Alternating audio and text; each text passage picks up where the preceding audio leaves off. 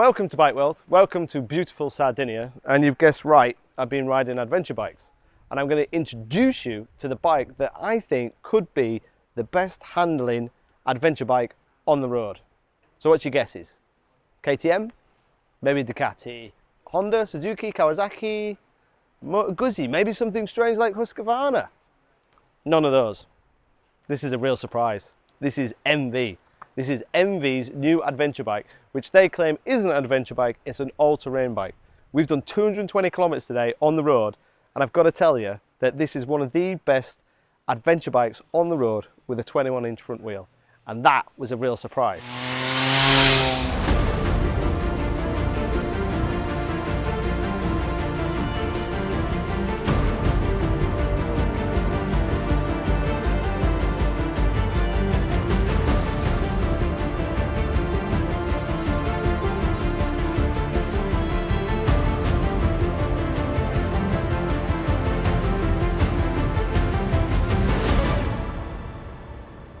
Okay, I just need to confirm that this is not a holiday again. It looks like a holiday.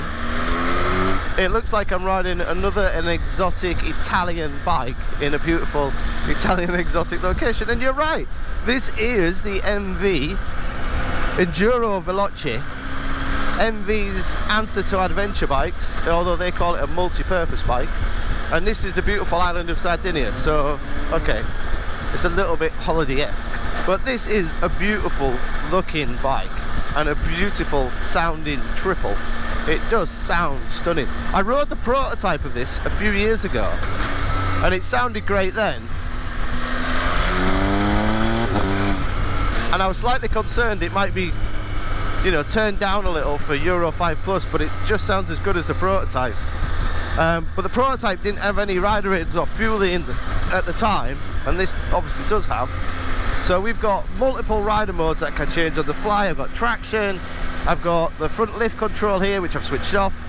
Engine brake is on 2, I've got ABS, which is on 2. That's all lean sensitive. This dash is huge, I can change the colour, I can change the layout. I've got cruise control, I've got launch control. Obviously everything is connected to a 6-axis IMU. Oh Jesus, that sounds good. We've got long travels. It's weird because we've got long travel suspension, 21-inch front wheel, and everything you want. You know, loads of ground clearance, a bash plate, everything you want for going off-road. Even the bars are nice and wide, and yeah, I can remove the rubbers from the pegs. The seat is good and quite grippy, so you can stay in the seat. How good does that sound?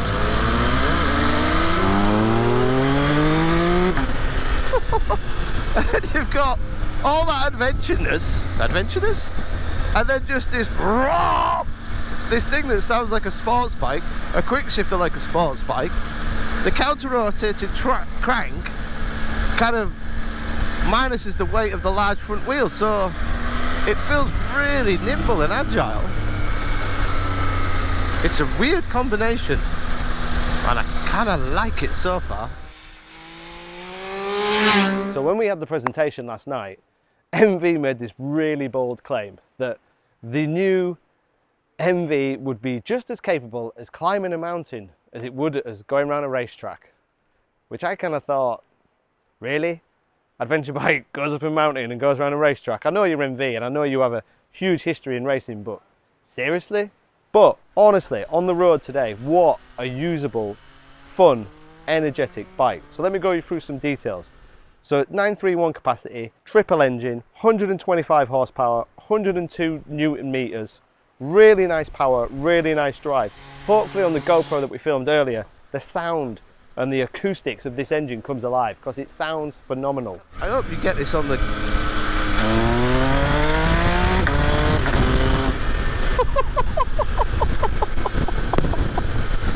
I can just do that all day. There's no need, because there's loads of torque. No need at all. But it just... I've got to do it again. Second gear.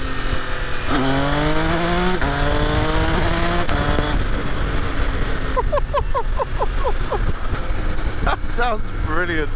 Now I changed gear today probably 723 times, and I didn't need to. I only need to change gear about 5 times because there's so much torque and so much drive from this engine. But because it sounds so good and it feels like a race bike, you end up riding it like a race bike. You just throw gears at it, enjoy it and have some fun. It's such an evolving and emotional engine to thrash and have fun. And that's backed up by the chassis. So yes, there's a 21-inch front wheel, and yes, it's got long travel suspension, it's fully adjustable, but I've not changed a thing. I've just ridden it as it was standard. And these Bridgestone tyres have performed really, really well here in Sardinia. The roads are dry, the roads are perfect, there's been very little traffic, and we've attacked every hairpin like it was the last corner at Jerez. And it's just been so much fun. So much so, I do believe it's arguably the best handling adventure bike on the road with a 21-inch front wheel. It's really strange because on paper it's a heavy bike. It's 224 kilograms. I'll double check that. I'm pretty sure it's 224 kilograms, which means it is a heavy bike. But that counter-rotating crank kind of gets rid or reduces the weight of that front wheel. It handles like a street fighter or almost a supermoto. It doesn't handle like a conventional adventure bike. It really is sporty, it is really agile, and as I say, the on-paper weight doesn't feel that when you ride it. We've got a huge full-colour TFT dash that you can change almost everything. You can change the colour, you can change the modes, you can change it to every style you want. Then you've got really usable and accessible rider aids. So you've got traction control that is lean sensitive, engine brake that you can change, cornering ABS, anti-wheelie, and then you've got little nuggets like launch control on an adventure bike. But you've also got safety bits like cruise control and cornering ABS. So the one side of the sensible adventure rider can use the cruise control and can use the cornering ABS, and then the immature side can use launch control. And it sounds awesome when you do it. It is great fun. Ergonomically, the screen is not adjustable, but it's quite palatious, it's quite big, it's quite large, it feels quite roomy. For me, as a short rider, the seat height is 870, can drop to 850, but I'm just about on my toes. It feels quite manageable. Performance, handling, electronics, rider aids, comfort, looks, appeal. That is a lot of boxes this bike is ticking, and it's a real surprise in me in many, many ways. So, would I buy one? Well, there's a few little negatives, so let me get on to those. First one is the price, which is £21,000 to £22,000. It's not being officially confirmed by MV, but it's going to be over £21,000, which makes it an expensive bike. If you look at the competition, because it is essentially a 950, it's going against KTM 890, it's going against the smaller Tiger, it's going against the Norden, the Africa Twin. All those bikes are considerably cheaper than this, but this has got more appeal, it has got more power, and it's got more torque. But the problem is, once you get above £20,000, you start to compete with bikes like the GS and the big Multistrada, and they're developing 145 to 170 horsepower. So you're kind of playing with the big boys in price, but not in power.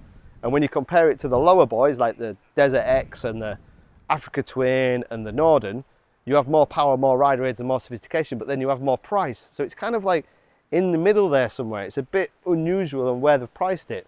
I can see that people want the brand and want the icon of having an MV Agusta. That's a no-brainer. I can see that. It's stylish, it's beautiful, and it does handle very well, but it is expensive. And secondly, when we rode it off-road, we only got like a taste of what it's like. And yes, it can be ridden off-road, but I think it was a little bit heavy and the throttle was a little bit sharp. There's a lot of torque and a lot of power, even in the dedicated off-road mode. So it's quite easy to light the tyre up, and I think a lot of that weight is towards the front, and it's a little bit heavy on the front.